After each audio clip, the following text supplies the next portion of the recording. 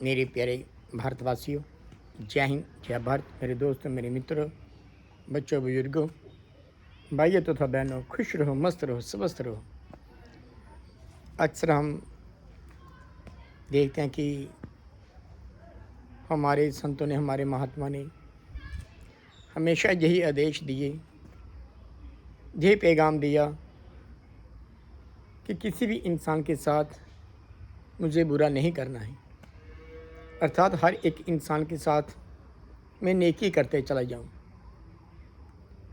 संत न छोड़े संताई, या कोटि न मिले असंत, चंदन विश्व व्यापक नहीं चिपके रहे भुजन। कहते जिस प्रकार से एक चंदन का वृक्ष होता है, हजारों सांप उसमें लिपटे होते हैं, लेकिन जो चंदन के वृक्ष के ऊपर कोई जहर का असर नहीं होता है, फिर भी कहते हैं कि वो चंदन अपनी महक, अपनी सुगंध बरकरार रखता है। इसी प्रकार से संत अपनी संताई का कभी परित्याग ही नहीं करता है। बड़े सुंदर से उदाहरण देकर समझाया महात्मा ने कि एक कुल्हाड़ी होती है, वो उसका काम होता है कि वृक्षों को काटना।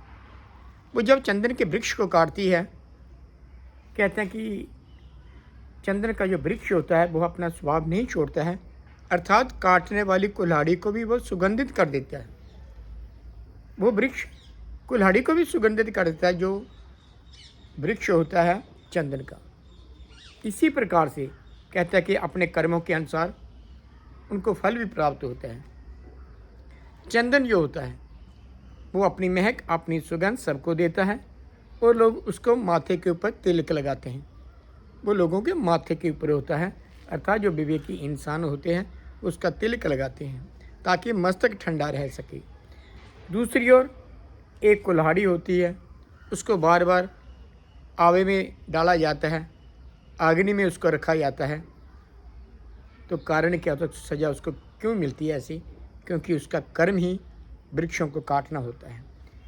वो अपने कर्मों के अनुसार उसको अग्नि में जाना पड़ता है, लेकिन जो चंदन होता है वो विवेकी इंसान, संत महात्मा अपने मस्तक के ऊपर उसका तिलक लगाते हैं। इसी प्रकार से जैसा जैसा इंसान कर्म करता है उसको वैसा वैसा फल भी प्राप्त होता है। कहते हैं कि जैसा इंसान कर्म करता है वैसा उसको फल भी प्राप्त होता है।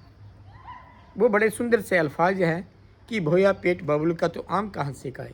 अगर कोई इंसान कांटेदार वृक्ष लगाता है, वो चाहना करे कि मेरे को आम प्राप्त होंगे, वो कभी हो ही नहीं सकता है।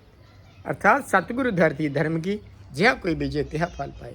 जैसा इंसान कर्म करता है वैसा ही उसको फल भी प्राप्त होता है। मैं प्रयास करूं, कर्म लौट के आते हैं। जैसा जैसा इंसान कर्म करता है मैं वही कर्म करूं जो मैं अपने लिए चाहता हूं। अगर मैं दूसरों का भला करता हूं तो मेरा अपना भी भला होता है। इन्हीं शब्दों के साथ मेरे प्यारे भारतवासियों, हम सबका भला करें, भला सोचें और भला ही करते जाना है।